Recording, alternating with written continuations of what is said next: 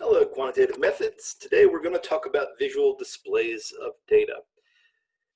Visual displays of data is a very important skill for us to have, develop, learn, and we're going to focus mainly on reading graphs and interpreting them and telling what are good graphs and what are bad graphs.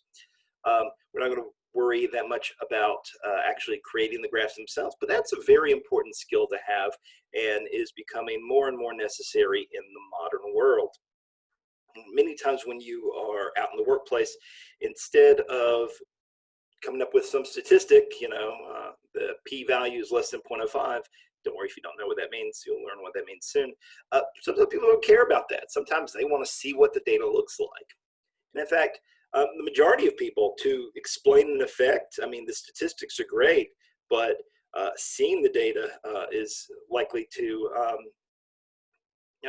let you understand what's going on with the data a lot more easily than if we were to just give you the statistic. But the problem is sometimes you can have a really bad graph, or you can skew the graph in such a way that you can obfuscate what the true meaning of the data is, or maybe actively lie about what the data is trying to say.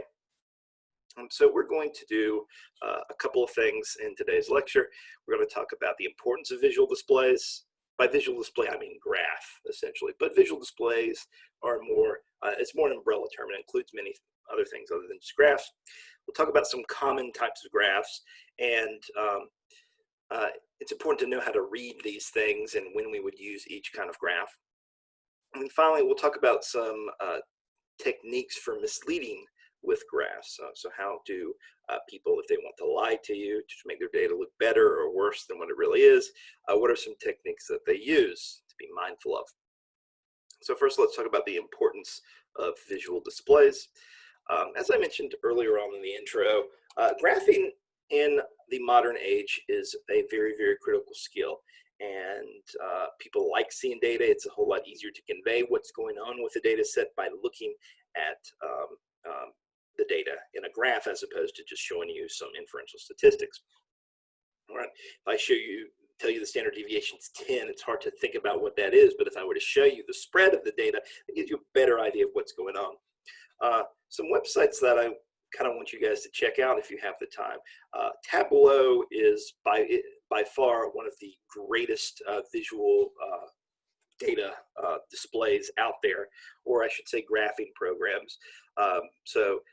They have this gallery where they take a new data set, a new graph every single day, and they put it online to kind of advertise Tableau and to show the kind of cool things that you can do with it. And I strongly recommend that you check that out. And if you enjoy the Reddit, there's a lovely subreddit, Data is Beautiful, where they will visualize data and have some very cool visualizations. Again, both of those good to check out, see what you can do with graphs and something. I mean, you can do a lot of important things, can explain a lot of data with some of these visual displays and graphs if you do it well. So there are a lot of positive uses for graphs, okay? Ooh, give me 1 second. There we go, sorry about that. Okay, one of the best uses for graphs is we can succinctly, so we quickly, efficiently, and accurately summarize data. I can tell you data till you're blue in the face, but you might not understand what's going on. So let me show you a couple of examples from psychology. Here is the infamous serial position curve, made famous by a lot of psychologists, but here is the serial position curve paper by Glanzer and Kunitz. So what you can see here is if we give you a list of 15 items to recall, and you can recall them in any order, you're best able at remembering words that occur in the beginning of the word list and near the end of the word list. And of course, if we introduce a delay of 10 seconds and 30 seconds, it removes that recency part of the graph, whereas the primacy effect, the words that you can remember at the beginning, still is as strong. That's kind of what's being shown by this graph right here. So I could tell you, okay, well, the memory for where's the first position is X. for second position is to, and you could try to visualize in your head what's going on, but I can show it to you and you can easily see what's going on with the primacy and the recency effect here of these graphs. All right, here is a study from social psychology, Darley and Lawton name. This has to do with the bystander effect that you probably talked about in gen psych and social psych. What we do is we have a subject either in a room by themselves or in a room with two other confederates that are told to just do the task and don't worry about anything else. And then we start filling smoke into the room, and we see at what point in time does the person alert the experimenter. And if they're by themselves, they report quite quickly. If they're in a group with two other people that are not reacting to the smoke filling the room, they might just stop and not care about it that much. All right. I could tell you about what's going on with the data, but it's better if you see it. You can quickly understand what's going on with the experiment, what's going on in the research study by looking at the data as opposed to just hearing about it or viewing it at a table. I grabbed some data about the coronavirus. I know you're probably super interested in this, but here's the data from the CDC about what's going on with the daily numbers of new coronavirus cases. Okay, so we can tell when like the initial outbreak and when people started opening things up and what's going on here. Again, I could tell you what's happening with the data, but it's much better to see the data. And you can understand what's going on a lot more quickly and efficiently. Why do they have this 7-day average, by the way? They have this because there's a lot of random fluctuations between days because hospitals reporting don't do it as well on Sundays and Saturdays because there might be fewer people around. And so to make sense of some of the noise, you can see that some days there's a lot, that's probably a Monday, some days there's not as much. So we can smooth that out by doing the 7-day average, get rid of some of that variability. And here we have the number of deaths for the coronavirus. So again, it's one thing to talk about, it's another thing to see how it is over time. I don't know what's going on this one day, but that's quite the outlier. All right. Another reason why we might want to use a graph is they help motivate people. All right, telling somebody the statistics might not necessarily get them up in arms about something, but if we want people to be motivated by the data, if we want them to come with a particular conclusion, we can use a graph to show that. All right, great example of this from your textbook is this graph by Florence Nightingale. Okay, this infamous nurse. I don't want to say infamous. Infamous applies bad, but this famous nurse who was treating British soldiers during the Crimean War, and she was trying to explain to the military officers that it really wasn't casualties in. Well, it really wasn't bullets and stuff that were killing a lot of these soldiers. It was the poor hygiene around. So she created a graph. This is called a coxcomb graph because apparently it looks like the coxcomb of a rooster, you know, that little thing that it has up on top of its head. I don't see that. I don't see how this looks like that coxcomb thing. But what is shown here is that over time in the Crimean War, how are these soldiers dying? Okay. We have the blue wedges, which are very dominant, represents poor hygiene. Okay, these are preventable deaths. Okay, red is wounds, and black is deaths from all other causes. So we can see that it's not really wounds from one's injuries that are leading to a lot of these deaths. It's really poor hygiene, and that's not too good. So that led to a lot of changes in how these soldiers were being treated. Okay, so that's, and it caused some change when Florence Nightingale administered this graph and showed this graph to the higher officers. All right, what are some other great examples of this? Ooh, I picked one that I thought you guys would be particularly interested in. Okay, so this is the rising cost of college. So we see this would be what the cost of college would be in the dark blue line, controlled for inflation if things were consistent since the 1960s. All right, and obviously price of college would increase because inflation would increase, but not that dramatic of an increase. And yet when we see the actual cost of college, whoop, it's skyrocketed. All right. We can see the same thing in this graph that I have right here. So we see not controlling for inflation. We see the effects of inflation on someone's hourly wages. So we see how that's increased here with this lightest blue line. We can see how that's impacted housing prices. And we can also see the effects of the bursting of the housing bubble in 2008. Might not be too interesting for you guys, but we see that the price of textbooks here in this blue line right here, and the price of college in general has extremely increased. All right. So occasionally you'll hear from typically people older than your generation, my generation, that oh, I just had a summer job and I was able to completely pay for college. Why are college students so needy? Well, it's because college costs a whole lot more. And the wages have not increased to compensate for that, right? So you could work every single day of the year, and you still wouldn't be able to pay for everything that's in college. So why are college prices ballooning like this? I mean, that is the question. All right, so we might show some graphs like this to motivate people to try to do something about education, try to do something about the cost for college for all you guys. If you want an explanation for this, well, two major things are happening. One is the fact that colleges are getting a lot less state funding than they used to. So government used to pay a lot more of the money for colleges than they used to. So that's one of the things that's costing people so much. There used to be much more in the way of the state governments paying public universities for that. And then two, if we look at administration within colleges, those costs have skyrocketed. And a lot of the services within colleges, so things like mental health counseling, things like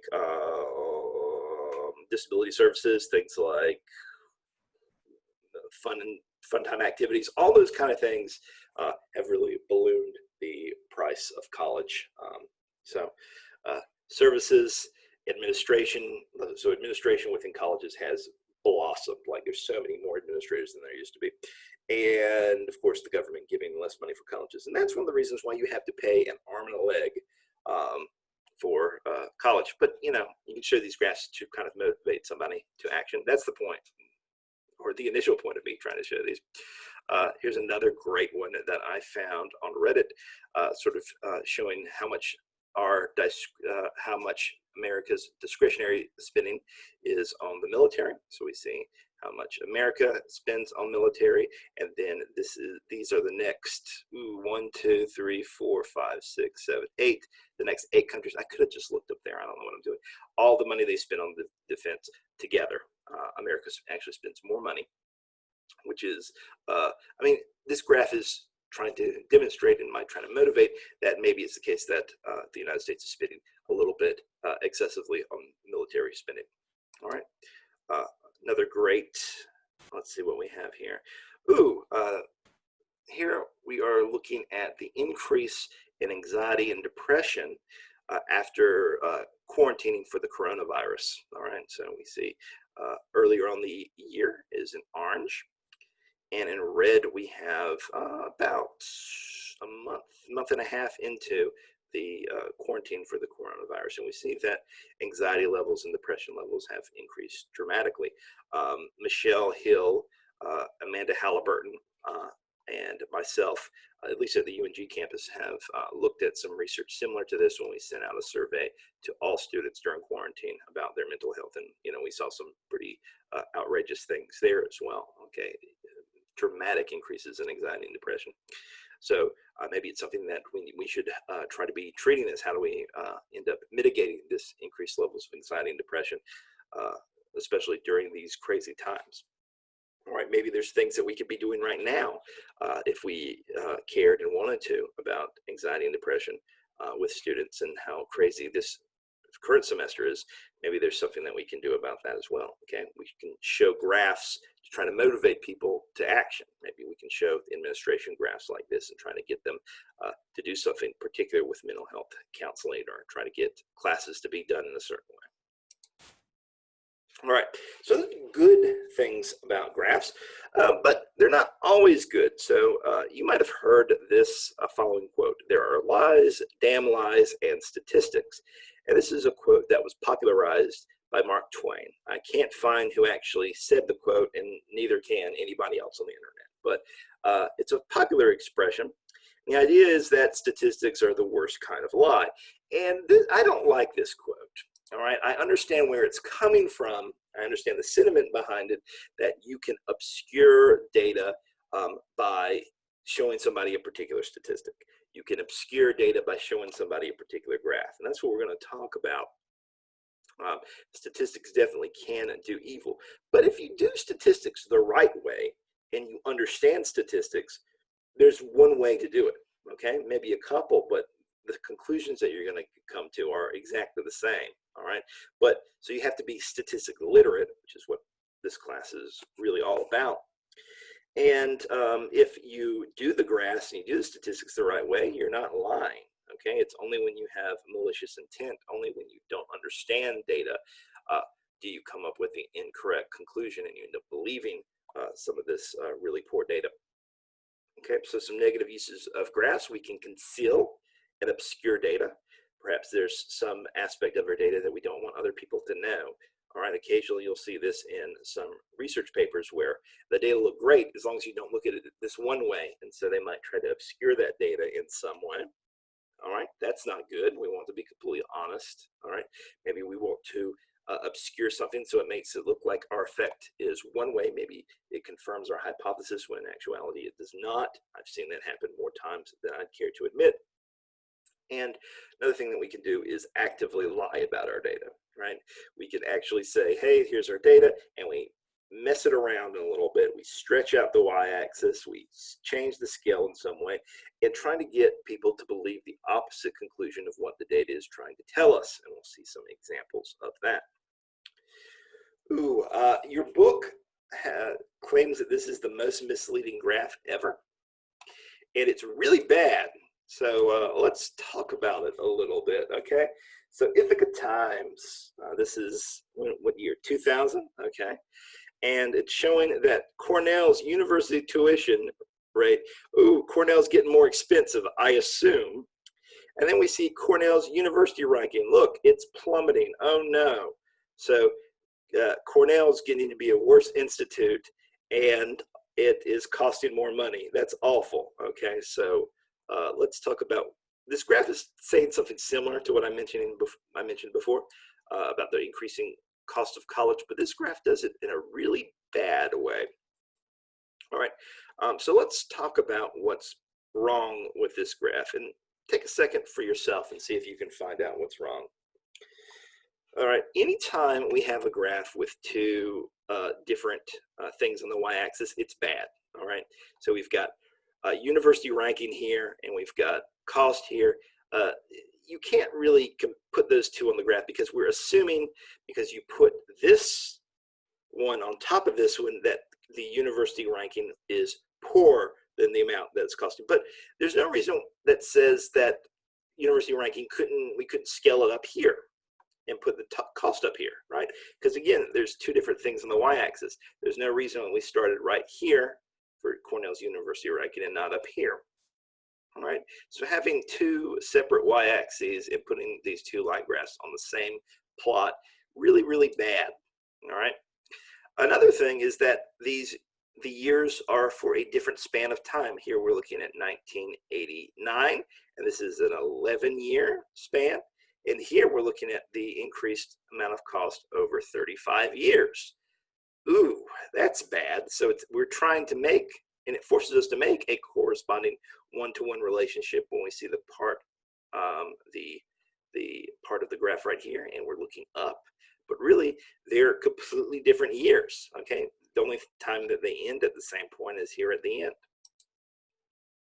All right, so what I was mentioning earlier, the y-axis compares an ordinal observation to a scale observation. These should be two completely different graphs.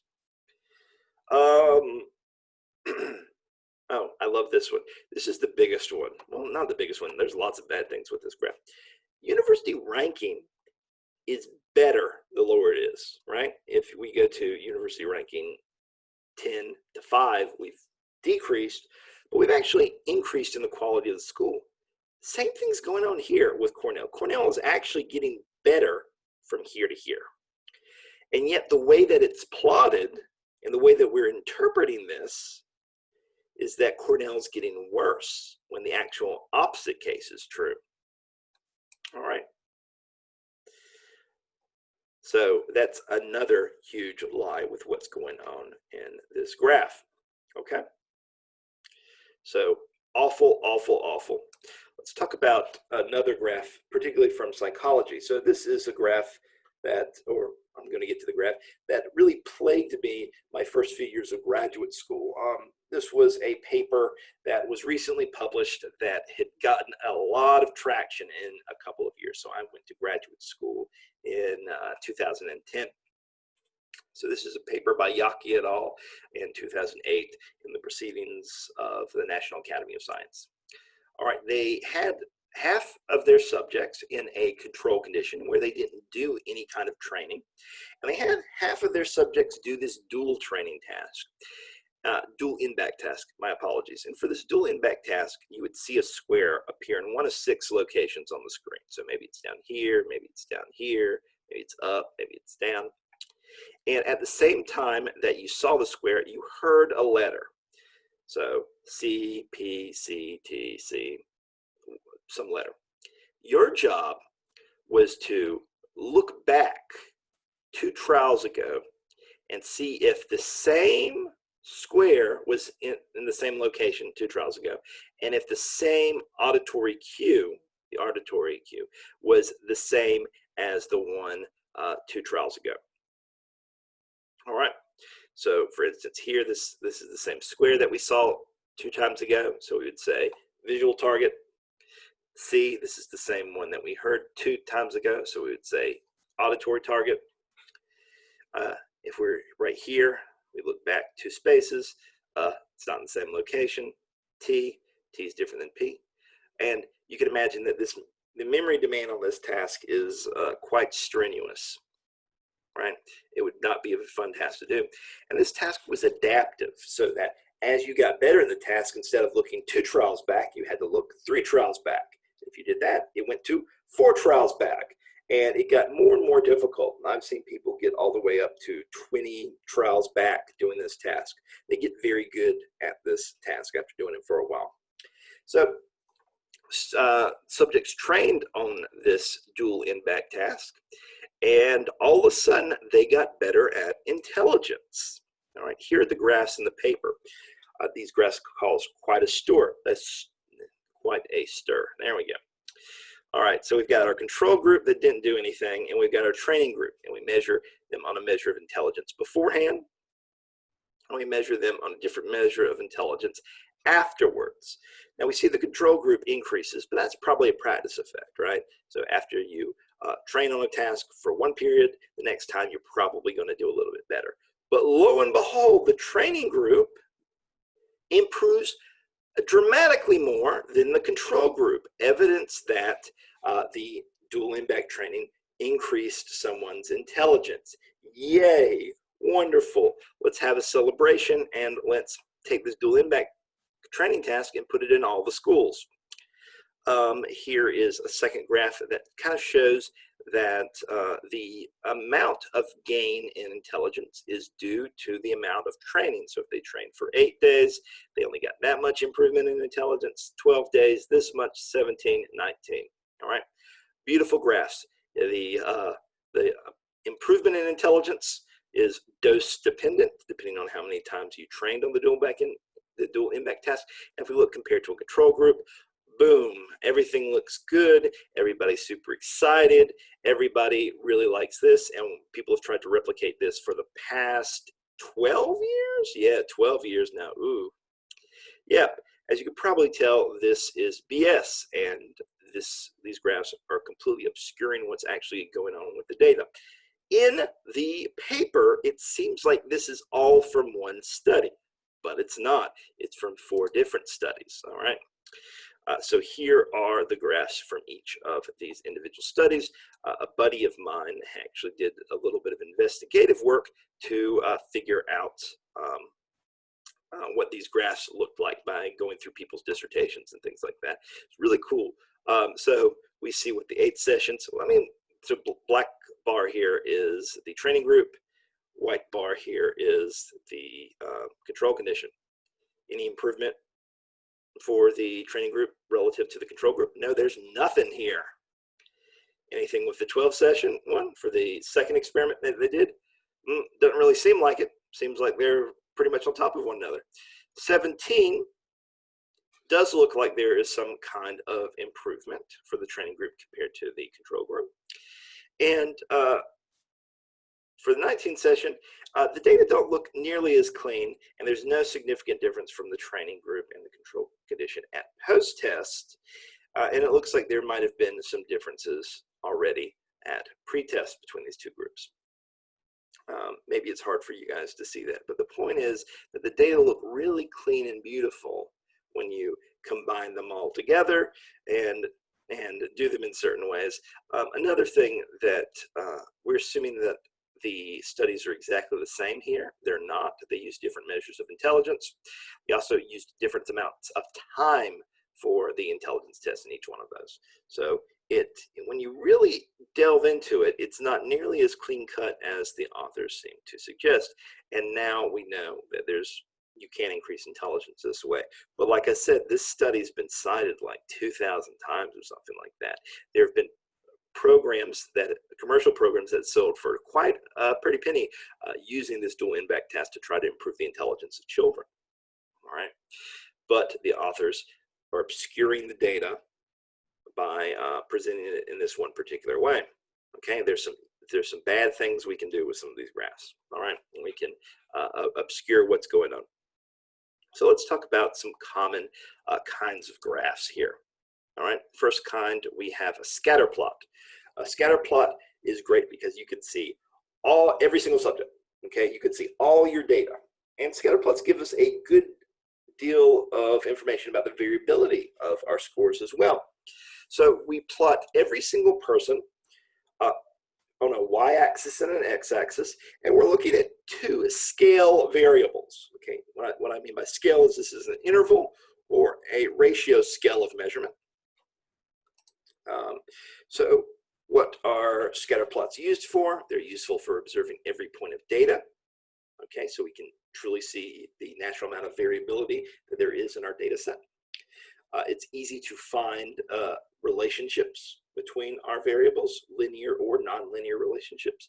And we can clearly see outliers when we look at scatter plots. I would suggest that for any correlational study you do, any regression study that you do, look at the scatter plot. That's the first thing that you should be doing. All right, scatter plot will help you understand what's going on. Here's an example of a scatter plot. Here on the x-axis we have hours studied, okay, 0 to 16 for a test, and we have the grade on the test. All right, it seems to be a linear relationship here, as you could imagine. The more people study, the better their grade is. All right, but we see every single data point here with the scatter plot, so that's lovely. And we see the natural variability in how many hours people studied and what their grade is. Another great reason for using scatter plots is we can see nonlinear relationships. If we just calculated a Pearson correlation coefficient, we might see that the relationship is something like 0, and we wouldn't see necessarily any curvilinear relationships. So here we have a jawbone length and someone's age. This isn't a pretty line, but it kind of looks like the pattern of results is curvilinear, that it would be curved. We wouldn't get that if we just looked at the Pearson correlation coefficient. So looking at scatter plots is important. Another thing that we can do with scatter plots is we can put in a line of best fit. A line of best fit is a line, so it's not going to be a curve or anything like that.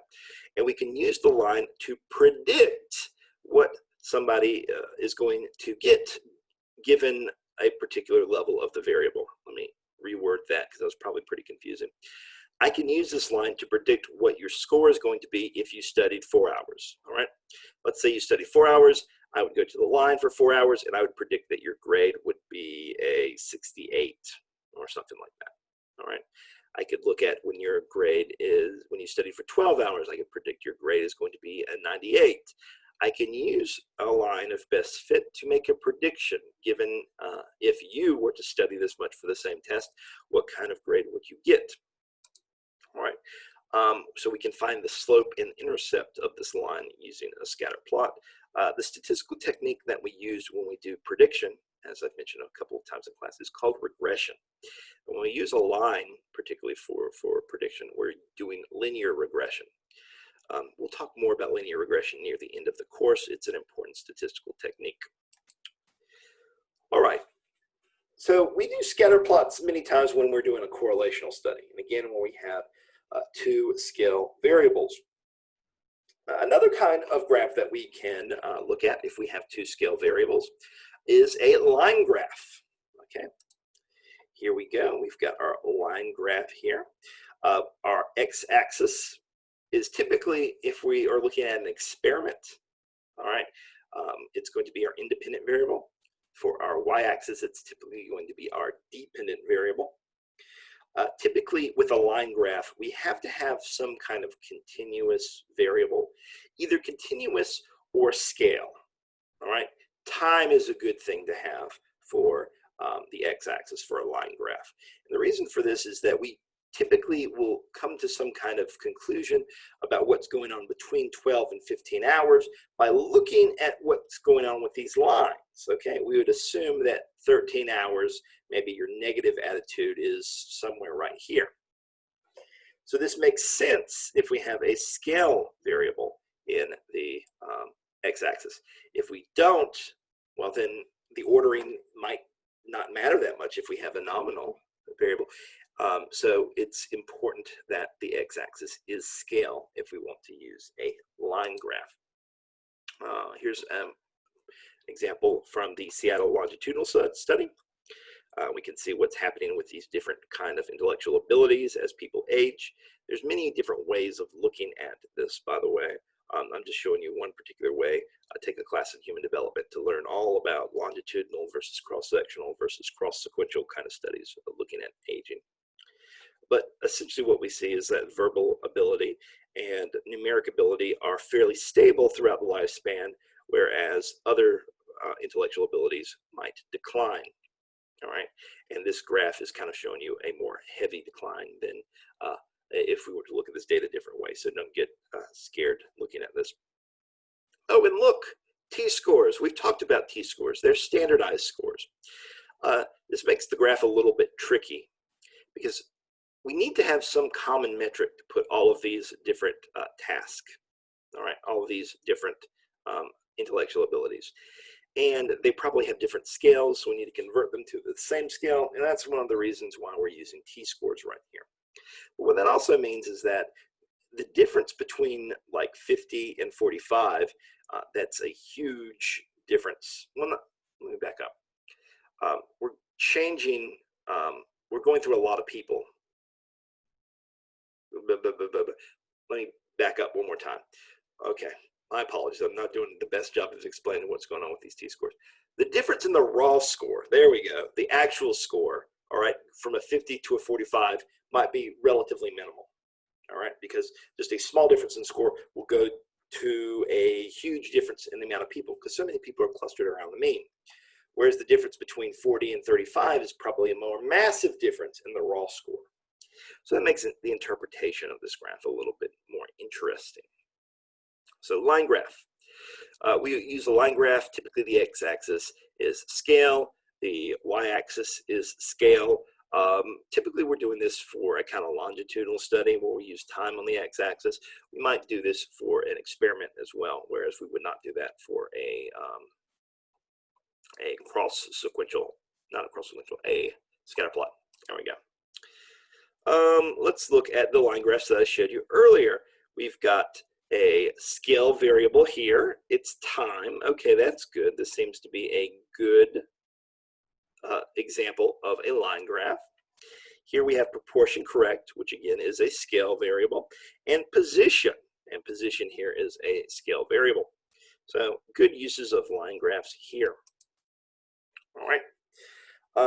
Bar graphs. All right. Bar graphs are another way that we can graph our data. Bar graphs, these are a visual depiction of our data. The x-axis is typically going to be nominal or ordinal, not scale. The dependent variable, on the other hand, is going to be scale. And again, we have our independent variable on the x-axis and our dependent variable on our y-axis when we are doing a bar graph. So here we have percentage of internet users who also use Twitter.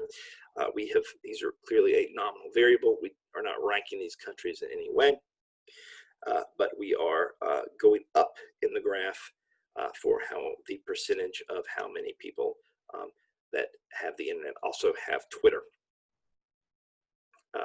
Another version of a bar graph is a Pareto chart.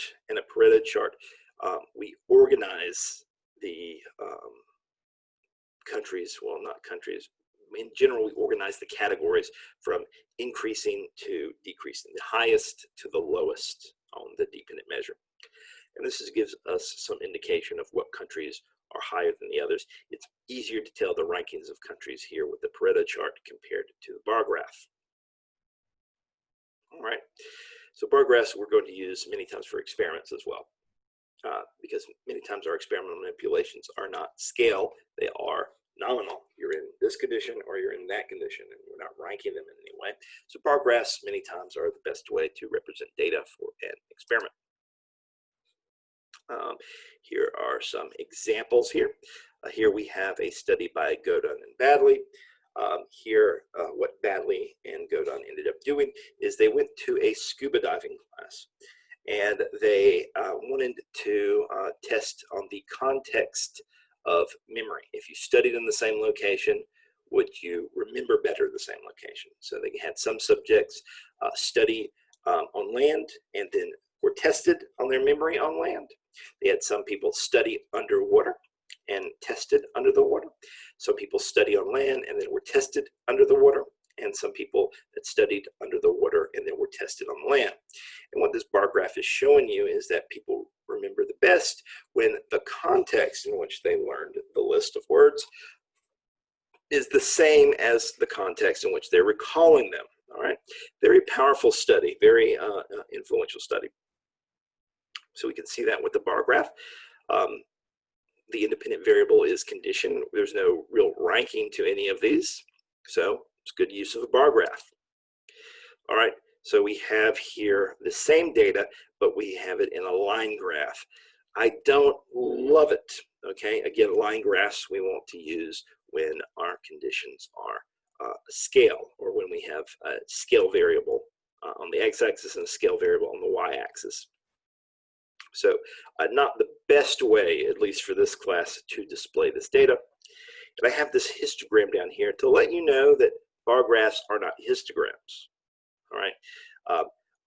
For histograms, the y-axis has frequency, either raw frequency or relative frequency. For the bar graphs, we have the dependent measure. So maybe a mean, something like that. It's not raw frequency or relative frequency or anything like that. For a histogram, an easy way to tell if it's a histogram is the bars are touching. All right, so we see these bars are touching here, and we see that for the bar chart or the bar graph that they're not touching. We see that the variable down here seems to be something that is continuous and seems to be scale, whereas it's not that case and not that way for the bar graph. So just some ways to tell the difference between a histogram and a bar graph. All right. All right, one more chart, pie charts. All right, pie charts, we have them in the shape of a circle, and there are many different slices, and the slice represents the level of the independent variable. So this variable, this variable, this variable, and the size of the slice represents the proportion or percentage that people fall into that particular category. These slices should always add up to 100%. So here we have the percent of psychology doctorates employed in different sectors. Are they employed in universities, medical schools, all things like that? And here we have, given your degree in psychology, where do you primarily find your occupation. You'll find it in research, professional services, teaching, that sort of thing. Pie charts are not the best way of displaying data the majority of the time. Sometimes they can confuse people. So my recommendation would be trying to avoid pie charts as much as possible. All right, there are better ways of displaying this data. In fact, you could probably do it in a table, which would be a lot more efficient than in a pie chart, but that's just my personal opinion for things. All right, how do you choose the graph? Okay, what graph should you use? Well, it depends on what you want to look at. If you have a scale variable and you want to show frequencies, well, then you want to use a histogram or a frequency polygon. Let's say that you have two scale variables. Well, you want to either use a scatter plot, okay, particularly for correlational studies, or a line graph. How about if you have one variable that's nominal and or scale, and another variable, you have one variable that's nominal or ordinal and another variable that's scale. You can use a bar graph, or you can use that special kind of graph, the Pareto chart. I've seen them very infrequently in psychology. How about if you have multiple nominal or ordinal independent variables? And we're going to talk about some studies like this where we have multiple independent variables. In modern psychology, research studies are much more complicated than the kind of studies that we typically show you in class. But if we have multiple independent variables, nominal and ordinal, the only way to examine them is with a bar graph. All right, let me tell you a little bit about APA formatting, but you will talk more about this in research methods in your lab class. APA has two terms for graphical representations. They have tables, which are tables, and they have figures, which are everything else. So figures are graphs, figures are like drawing demonstrations, maybe a picture. So figures are lots of different things. How we typically are going to display them in APA format, we give a number for the figure, figure 1, figure 2, blah, blah, blah, blah, blah. We give a title for the figure. Then we have the figure. Notice that there's no grid lines in the back of this figure. APA style does not like those, so no grid lines in the back. Notice that we have a label for both our x-axis and our y-axis. We need to make sure that we do that. And we include a note at the bottom with anything that maybe we need to mention. Maybe if we have any abbreviations in the graph, we explain those in the note. And with the current version of the APA manual, you could put these figures, either embed them within your paper. So when you first talk about the figure, you include them right there. Or you put them at the very end after the references. And that's how it used to be. It used to be the case where you always put these figures after the references. And that's a horrible idea, personally. I mean, that's good for the editor because the editor can easily take that at the very end and then when they're creating your paper, put it wherever. But it's really bad for reading the manuscripts. And so that's one of the reasons that they changed. Okay, if you're reading a manuscript and then you have to like flip all the way to the back to look at the figure, then flip all the way to where you are, it's just annoying and no one likes that. So the APA got together and said, you know what, editors, they can figure it out. They can deal with it. We'll put the figures where they belong, which is right when you're talking about them, because that's when it makes sense. All right. Okay, so techniques for misleading with graphs. Your book mentions 5 lies with graphs, and you know that's just what the authors decided to do. There's no real reason for those 5 lies, and the names are a little bit weird. So I have decided to shrink down the number of lies to 3 and give them fun names or more fun names. Okay, so we've got the stretched and shrunken scale sin. All right, so this is where we take the y-axis or x-axis and we stretch it or we shrink it to make the data look the way that we want it to. We have the interpolation and extrapolation sin. All right, we'll talk about what interpolation and extrapolation are here shortly. And we have the non-intuitive axis sin, and this is where you take an axis where it makes sense maybe one way and then flip it to make the data look a particular way. So it's essentially messing with the axis in some way that's not stretching it or shrinking it, but making it in a non-intuitive way so that people believe your data say one thing when they really do not.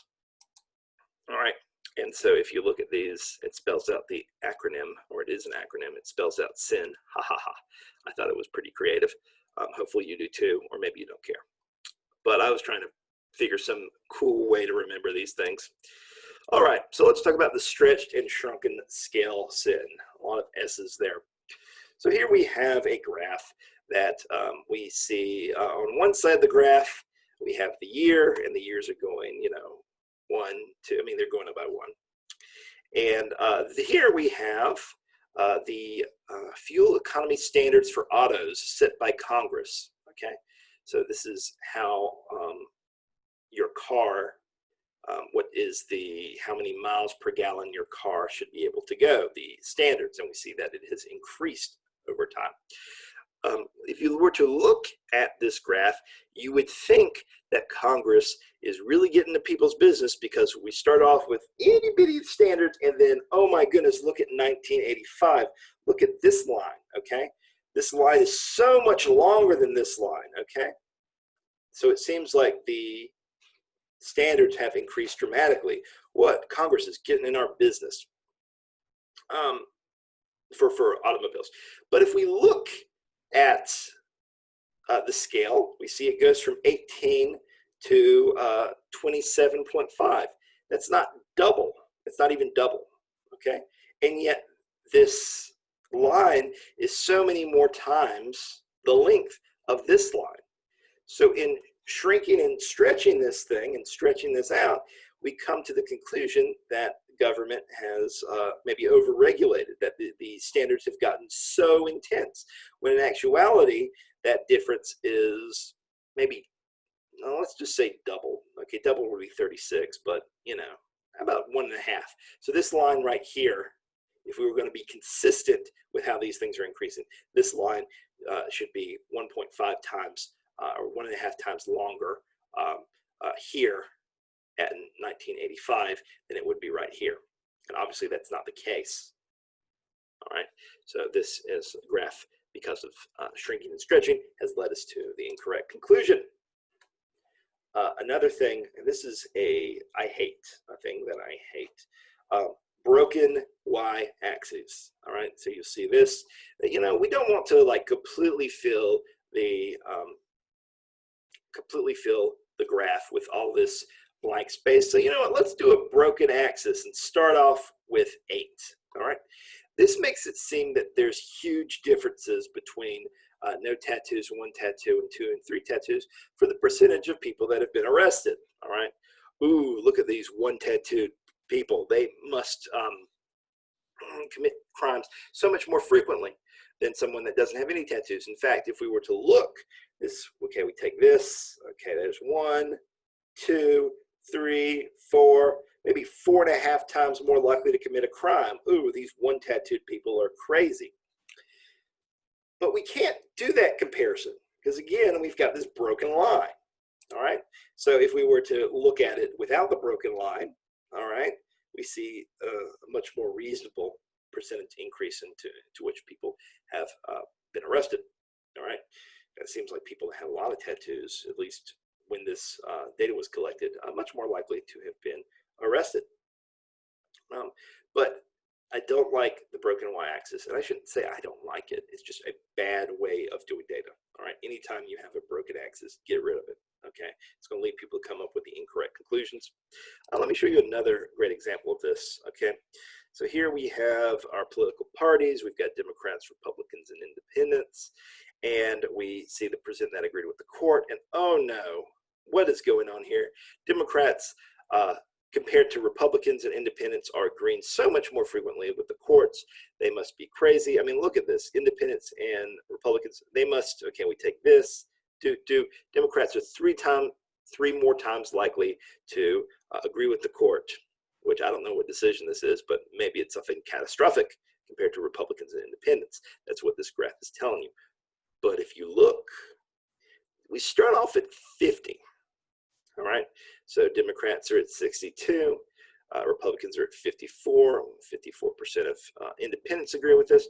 So if we were to look at the data without the broken line, it seems that there's a much greater degree of consensus among Democrats, Republicans, and independents than is initially shown right here in this initial graph. All right, so people come with the incorrect conclusion that there's all kinds of variability here, that Democrats are 3 times more likely than Republicans and independents to agree with this particular decision. When in actuality, if we look at things, we see that they are much more equitable. All right. A lot of these sins that we're going to see are going to take place in the realm of politics, in the realm of news, where people have a particular agenda that they want to show. Not that you can't do these with psychology papers as well. We can do these.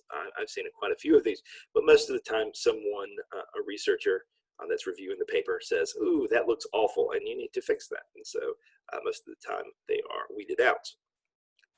Some of the time, not all the time. All right. Okay, here is another great graph. Okay, this comes from a news organization. I've blotted out the news organization to try to be as apolitical as possible. We have people on welfare and people with a full-time job. And look, oh no, what's happening to our country? Everybody's on welfare. Okay, a couple of things are wrong about this. One, the graph, what's the y-axis? There's I don't even know what's going on with the y-axis. There's nothing there. You've got to include something on the y-axis. Two, I mean, there's got to be a broken line here somewhere, because this is 101.7 million, and this is 108.6 million. So those are fairly close to one another in the grand scheme of things if we were to not have a broken y-axis. So this is problematic. And the other thing, you're like, wow, there's more people on welfare than have a full-time job, but they're counting people on welfare if you have somebody in your household that is on welfare. So let's say that you're a family of 6 or 5 or something, and one member is on welfare, they count all 5 people on welfare. So that inflates these numbers as well. But that's not part of the graph. I just wanted to explain what's going on here, because you might be like, whoa, what's going on here? Okay,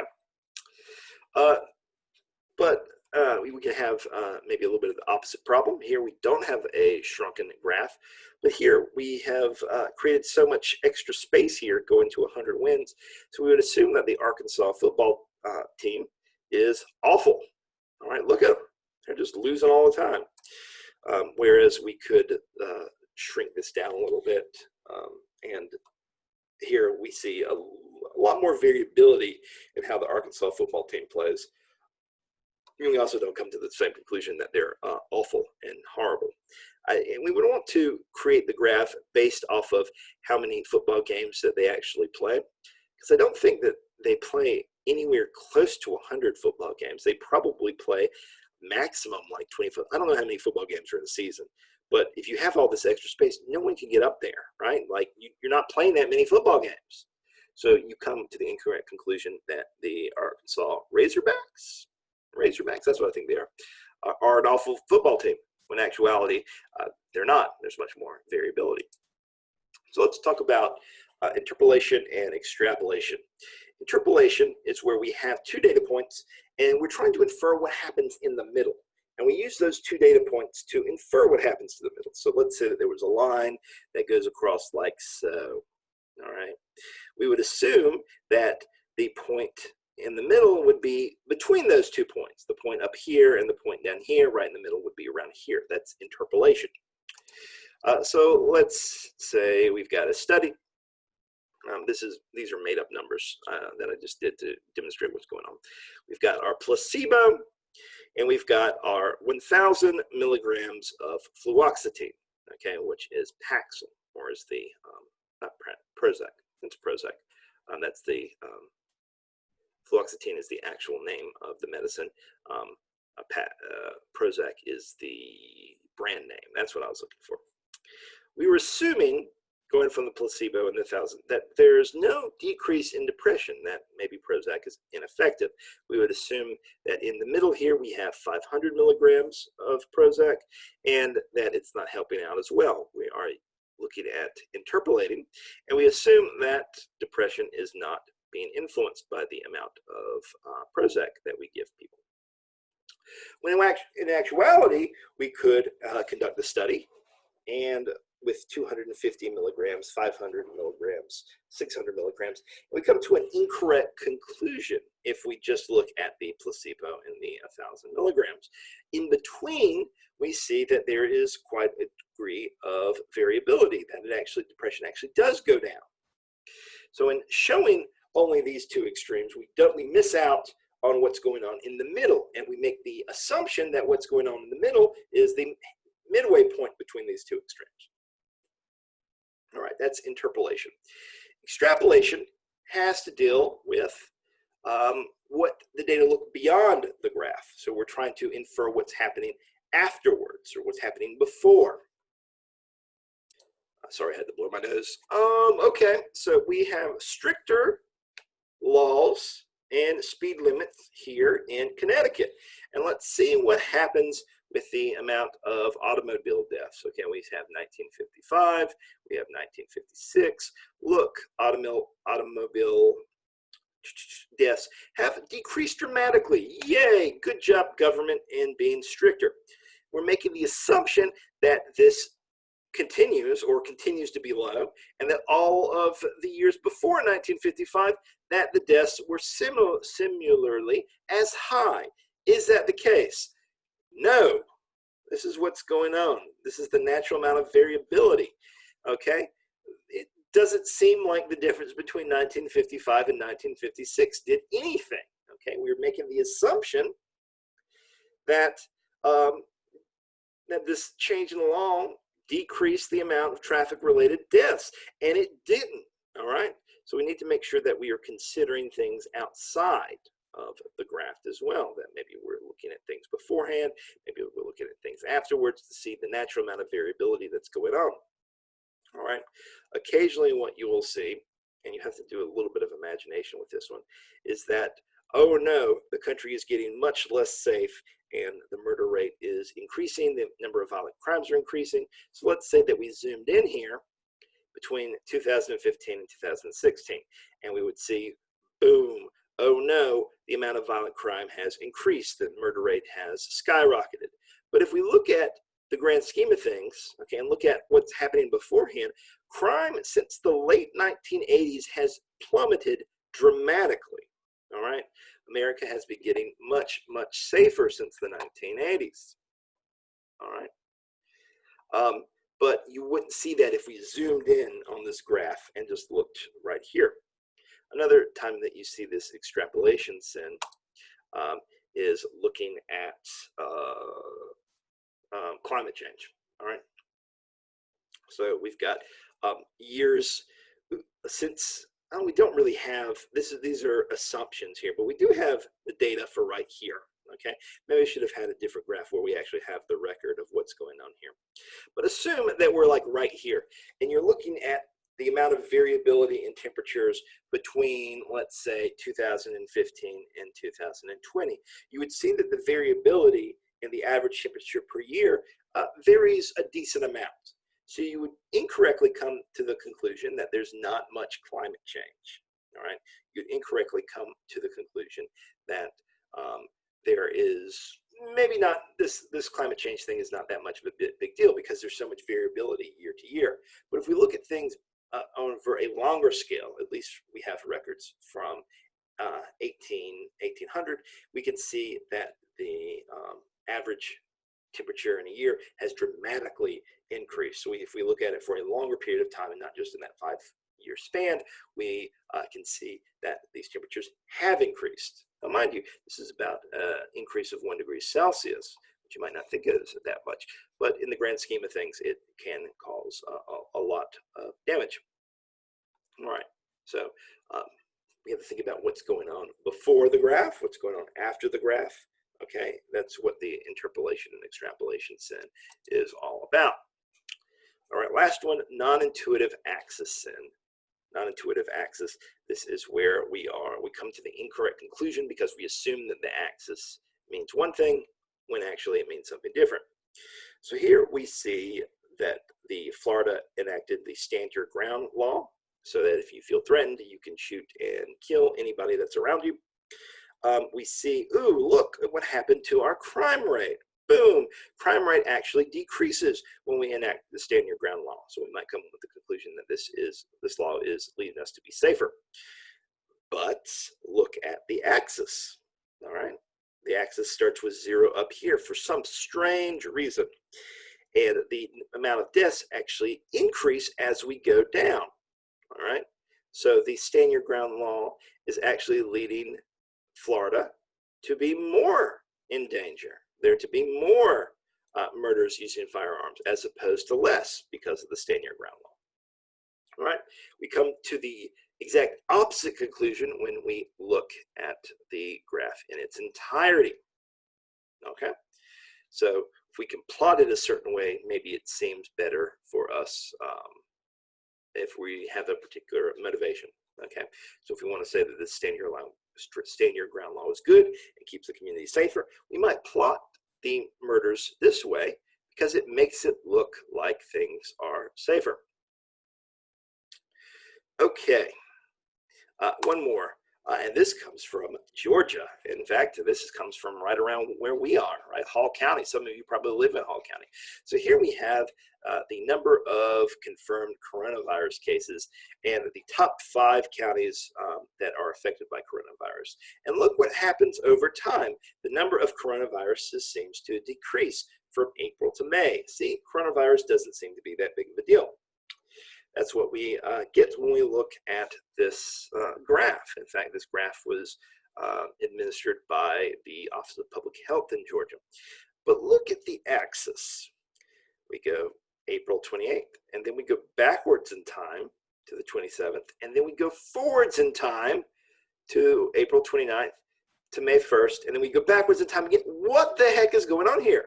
All right, these days have absolutely no order to them. All right. The Georgia Department of Public Health put this out to make it seem like coronavirus is going down over time, at least within this window. Yet in actuality, these dates are not completely random. They're in decreasing order. And they're trying to make you think that these cases have decreased in a certain regard. And yet these dates are all over the place. This graph is completely and utterly useless. And there would be no reason to publish this graph as it is, okay? The department said, oh, well, we did it for, just to report what's going on so that everybody has this information. But there's no reason for you to align this axis like this. The only reason for you to align it like this is if you're trying to give the impression that this thing is decreasing, when in actuality, the data do not support that hypothesis. So yeah, non-intuitive axis then. We mess with the axis in a way that's against someone's intuition. We assume that time is increasing linearly. Words are difficult. That we start farther back in time and we go towards more modern times. It goes forward as things typically do, not that it goes in all kind of random order. We assume that an increase, if we go up the y-axis, that the murder rate is actually increasing, when in actuality, what this graph does is the exact opposite of that. So that's the non-intuitive axis. Okay, hope that was helpful. I hope you guys have a wonderful day, and I will talk with you later. Bye-bye.